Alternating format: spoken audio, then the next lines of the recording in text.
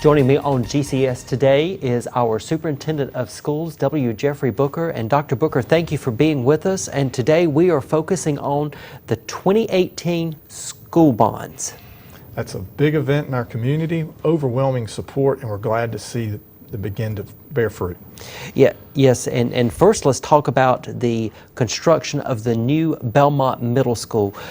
Give us an update on that project.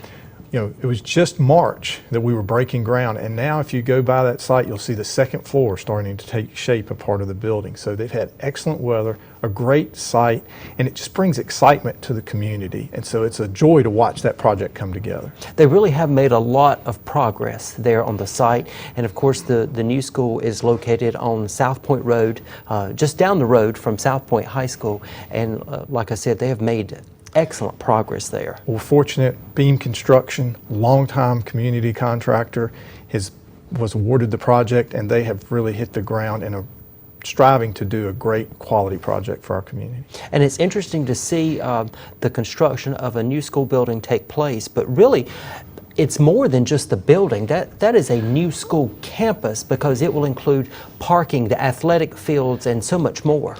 A lot of design work was done in partnership with the community. We met with existing school personnel in Belmont Middle School, as well as with community members, and then with the planning staff of the town of Belmont.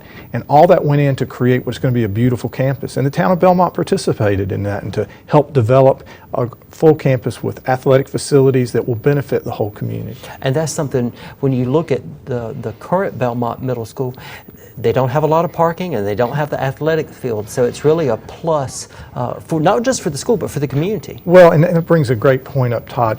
Our Board of Education identified that they wanted to replace 5 middle schools, which were all the old high schools from when we had respective high schools in the different communities in our county. And so this is the second one that we've gotten to replace, and it's the oldest building in our facility. So it was designed back in the early 1900s, when folks didn't think about car riders and drop-off lines and then having facilities. You just used the local park. This will provide all of that and more. And really, when you see a new school campus taking shape, it creates a lot of excitement, not just for the school and the students and the teachers and parents, but it really creates a lot of excitement for the community. We're seeing on the South Point Peninsula a lot of redevelopment of that, with the new shopping center that's across the street, just down from the high school. But this will be some road improvements will come with the project, but then also, because it's a new building, all the stacking for the car riders can be done on the grounds of the school, and then behind it with a full athletic complex available for the community, and it's designed to have after-hour community use. Now, if people want to get a look at what's to come at Belmont Middle School, all they have to do is look at what we did at Pleasant Ridge Elementary School, our new elementary school in Gastonia, and also what was done at Stanley Middle School with the new middle school in the Stanley community. Yes, sir. The board has been very clear about we need to take care of these older facilities, and that's what the bond has been used to do. And so when we consolidated the 3 schools into one and built that new, beautiful, state-of-the-art 800 student school, which, Todd, it's had over 900 children in attendance last year. So it's a great facility, that being Pleasant Ridge. And then we've seen Stanley. Now Stanley's was a unique project because it was built on the existing Stanley site. So that community has had to facilitate us with letting us use some other fields, because the existing fields were where the new school was built on. And once we occupied that school, the old school was torn down, and that's where the new athletic fields are going. And they're about finished. You can drive by now and see the football field and the baseball and softball complex coming up and about ready to be used. In fact, they're hoping to play the home middle school football games there. The Stanley, it was a process that we called a flip-flop of the campus, where now you have the main building, instead of being on the road front on Hovis Road, it's now behind, and the athletic fields are on the what we call the front part of the property. And it's amazing to see, and there's a lot of excitement generated around Stanley Middle School, knowing that that campus is almost finished with the athletic fields. Yeah, and Todd, just going back in there, this is a new school year, and walking in that school and seeing the students' excitement in being in that middle school, it's just a special project. And we want to mention that Pleasant Ridge, I'm plugging these schools right now, Dr. Booker. Pleasant Ridge is home to our elementary school Gifted and Talented Academy, and Stanley Middle School is home to our middle school STEAM Academy. So. Yes, sir, and that draws students from across the county getting to enjoy these new facilities. Okay, so in addition to Belmont Middle School, the construction that is taking place there, we have repair and renovation projects going on at 12 schools. That's also a part of the school bond projects. And these projects are roof replacement, parking lots, life safety. There's so much more that's involved with what's going on. Yeah, it's easy for people to focus on a big new building being constructed. And remember, we had $250 million that the voters approved, but the county, as part of that, said our plan is we will do this in phases. And so the first phase is $60 million. And so of that $60 million, 20 has been designated to do these repair projects. And that's often difficult for communities to see that work because when you do a roof replacement at a high school, that's a $1.5 million, $2 million project. Southwest Middle School, someone was talking about the new roof was as expensive as when the building was built 50 years ago. So all that just goes into doing renovation. I was with a member of our community the other day and they were saying, I haven't seen anything about the bonds. And I was like, well, where's your school? And I talked about it. I said, well, we replaced the intercom system, what we call life safety systems. And that's things that on a day-to-day basis, you may not notice the change, but it's a great upgrade in keeping us operating as one of the safest school districts in North Carolina. And you mentioned the roofing projects. We've had pictures of the roof at Southwest Middle School, and it covers a lot of space. That's a big building. Yeah, and that's what things cost because our schools are big buildings. When you have 120,000 square feet, most of it under roof, that becomes a big project. But I'll say, Todd, to our folks watching, that all this data we keep out on our website. We actually have on the Gaston County homepage a button you can click and you can go to the bonds and it'll talk about the pages. And then even the architects will have sometimes more detailed showing pictures and things. So I encourage them to look at our website and they can get more detail about what's going on. And then to also recognize that we're anxiously awaiting the next amount of money, and that will get us, because $600 million is what was identified of work that needed to be done in our community, and this 250 is just the first of what we hope will be 3 phases over a 10-year period to get to our schools. And it's really neat when you talk about paving. You go by Webb Street and look at that 3 tiers of parking that had to be paved. That's a huge project, but what a difference it makes in the operation of that school. And we know that there are many schools that need paving. And we've identified that. It's just funding and timing will get us around the county. And you mentioned paving. Go by New Hope Elementary. See what's been done there in the front driveway. Greer Middle School, the paving project there, an extensive paving project at Greer. And you mentioned Webb Street. I know that we've had some paving replacement in Cherville, at Cherville Elementary. Probably one of I would say one of the best looking projects is in Cherville at Chavis Middle School, what we've done with the replacement of the flooring in the gymnasium. Yeah, that new gym is beautiful. And there's so much pride. When I went up there, kids wanted to show, but they said, well, we're not walking with shoes on it, we're taking care of it. So it's a lot of pride in our students when they see this investment in their education. And to a number of other things that we are doing with our bond projects, fencing projects. You mentioned life safety, the cameras, those intercom, those types of upgrades. And the good thing about it is we will continue to see more as the more of the school bond money is released over time for us to do additional projects. And by design, we will be doing projects throughout the county. And so this, like you mentioned, all the work that went on in Cherville, there were similar type projects went on in Bessemer City that went on in the center part of Gastonia. And so, Stanley with the big project that we've already mentioned. So it's spread throughout the county because we are the county school system. Right. Well, like you said, we are keeping information on our Gaston County Schools website, a school bond update. You can go to our homepage and you can find information there just to keep updated on what we're doing with our school bonds. It's a very exciting time for our community when it comes to our schools and what we're making happen with those school bonds. And Dr. Booker, we appreciate everything that you've done to help with the school bonds and to make that happen for this this community. It's an exciting time, and we certainly appreciate you being with us here today on GCS Today. Thank you. You are watching GCS Today here on Channel 21. We will be right back. You can achieve a lot using your imagination. I mean, I don't like to brag, but... Wait, who's that? And why is she all over these achievement awards? But with STEM, the sky's the limit. Shaboom! Use STEM to envision... Okay, I'm seeing it. Yeah! Invent... Got any ideas? I've got a few, actually. And create a better world. Told you she's super smart. If she can STEM, so can you. Find out more at She Can STEM. Joining me on GCS Today is Dr. Amy Holbrook. She is the principal at Yorkchester Middle School. And Dr. Holbrook, thank you for being with us. Today we're talking about the Grandfather Mountain Challenge that has involved your students. Tell us about that program. What is the Grandfather Mountain Challenge? Well, the Grandfather Mountain Challenge is stems from a couple that had lost their son in an accident, and just tragically they wanted to give back. It's Jason and Cheryl Nipper, and they've created the Jason's Project, and under the Jason's Project they have this Grandfather Challenge. They do have other challenges with that, but we participate in the Grandfather Challenge. So the students go up to Grandfather Mountain for 4 different hikes, and they gradually get more difficult as it progresses. This is 4 weeks in a row, so we usually go once a week. And so through those hikes, they work on all types of different skills. They each have a leadership role, and it builds their self-esteem.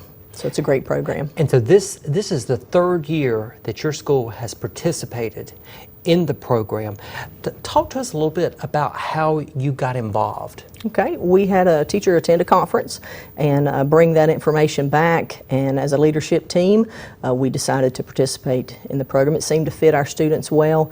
I would like to make sure that we have opportunities for our students and present them with different or expose them to different challenges throughout the year, something that they're not ever going to be able to do unless they were in this program or in this opportunity. So Grandfather Challenge just fit right in with that philosophy, and I was very pleased that we've been able to continue for these 3 years. So a student in the program, a student involved with the Grandfather Mountain Challenge, what exactly do they do? Okay, well, we choose a select few students, no more than 10.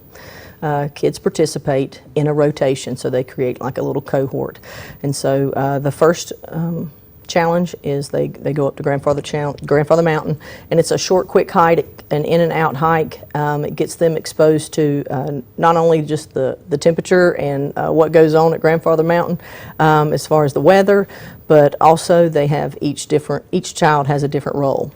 And so with those roles, they build up in leadership. So they may be the photographer, they may be the chef that day, they may be the leader of the group or the sweep. So they get used to those terms. They also get used to reading a compass. They have to look on a map, a typographical map, and so see where they are and locate their, find their location in reference to the surroundings and whatnot. So through that process, they build their skills each week, and so they rotate with those challenges, and it's just a great experience. We find a group of kids that they know each other, but they don't know each other, and they end up being a really a cohort, like just really a good group that forms some lasting relationships. It builds their self-esteem, builds their leadership skills.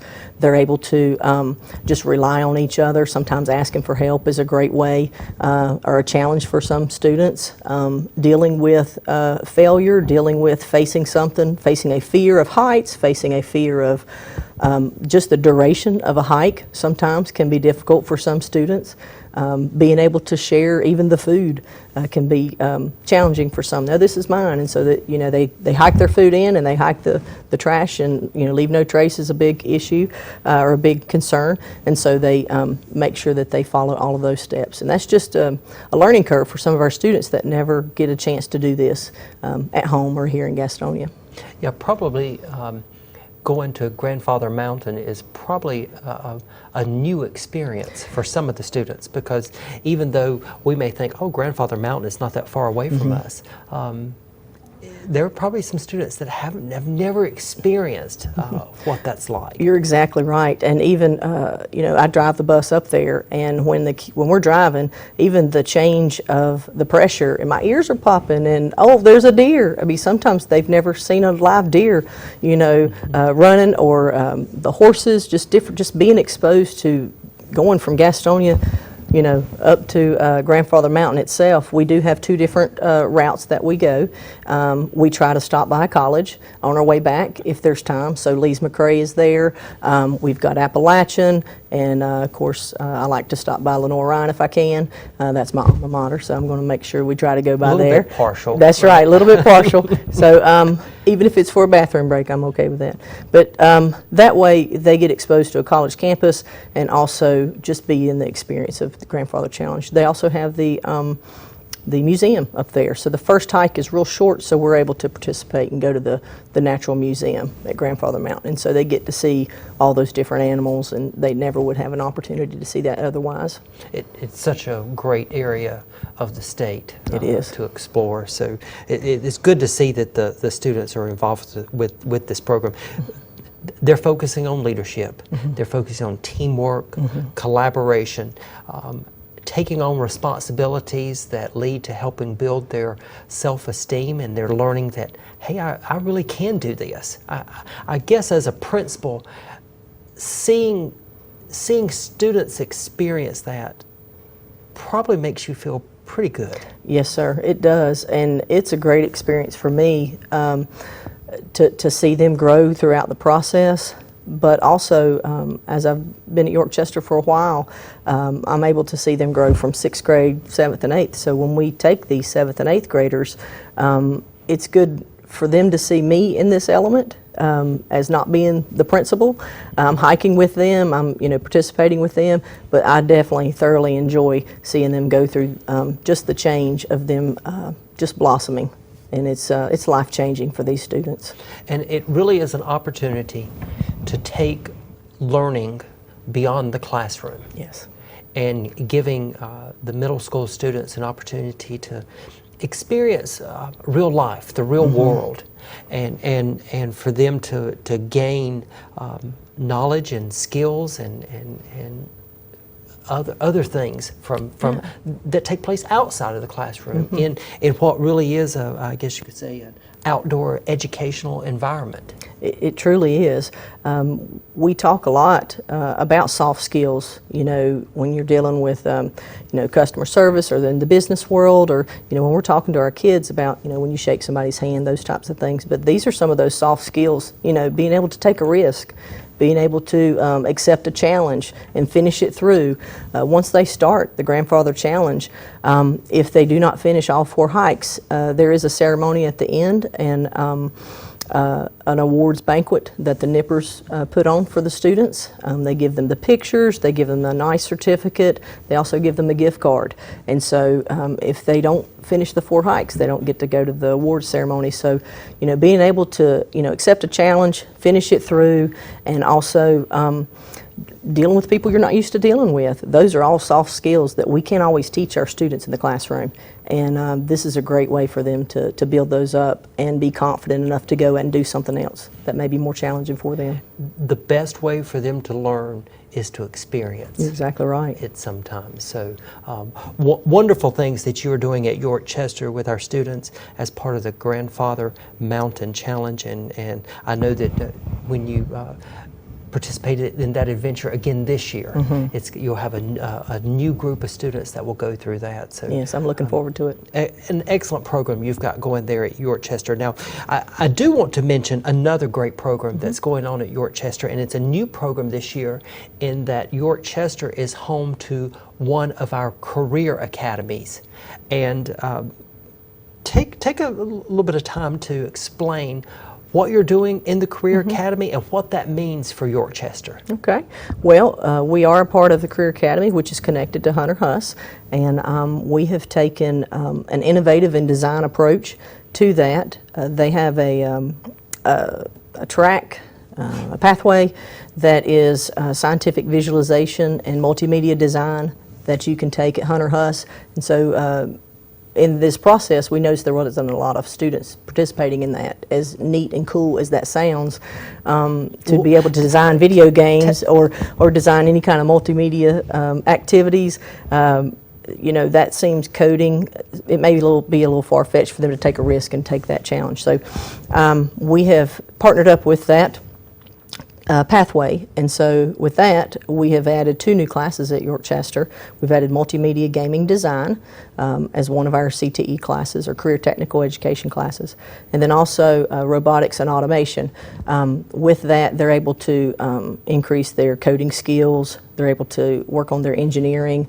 With the automation and design, they have gears, and they have all these parts that they have to kind of put together and create a robot, and it's a little bit more detailed than just the normal robotics that we're familiar with. And so they get to use 3D printing, and so in the multimedia gaming design, they use the coding, and they get to be able to create, on the far end, as they build up through this program, create video games and really design them on their own. So those are 2 new classes that we've implemented at York Chester. We've also added a couple other things through our Encore. We've added web design, video production, and digital storytelling, and our media specialist does that through our media assistants. So we're able to meet some needs through the school by allowing those students to participate in those types of classes. Well, you explained it very well, because that was my immediate question was, what really are you talking about?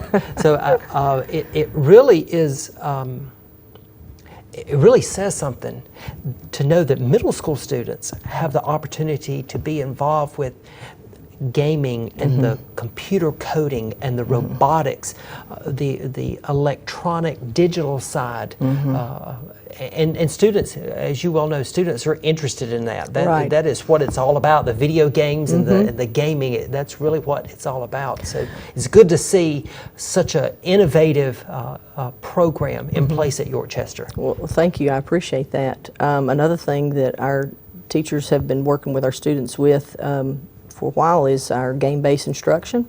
And so I don't want people to get the impression that York Chester is a video game school. It's not. But we do use game-based instruction to allow them to create and use those high-order thinking skills for either like a review or to really retain the material. So we do that also. That's been implemented. But the other thing is, kids today, when you ask them, you know, I want to be a video game designer, they just enjoy playing video games. They don't understand what happens on the back end, and this gives us a chance to bring in guest speakers and really expose them to what it takes to be in gaming and design.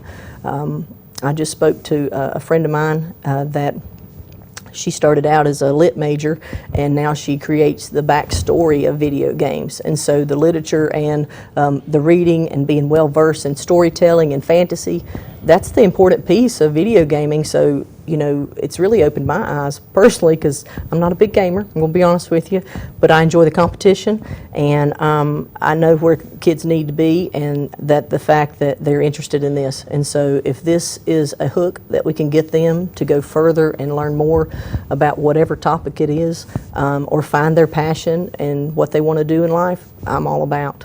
We also are using Classcraft school-wide for our positive behavior support system, and that is a video game base. It's called gamification, and so each kid can create their own little avatar, and it really manages behavior, but also they go through different quests. So if there's a big project that they're doing in the classroom, the quest will take them through the game, so to speak, but they're just turning in their work. So it makes it more exciting for them. So as they turn in each portion of that project, like you would just turn in your work to the teacher, they'll turn it in through Google Classroom or whatnot that we're more familiar with. They get different badges, they get points, and so that just it just increases the excitement, engagement in the classroom. You shared with me that teachers are using gaming in approach to teach lessons and to help students learn in a way that back in our days teachers used flashcards. Pretty much, yeah.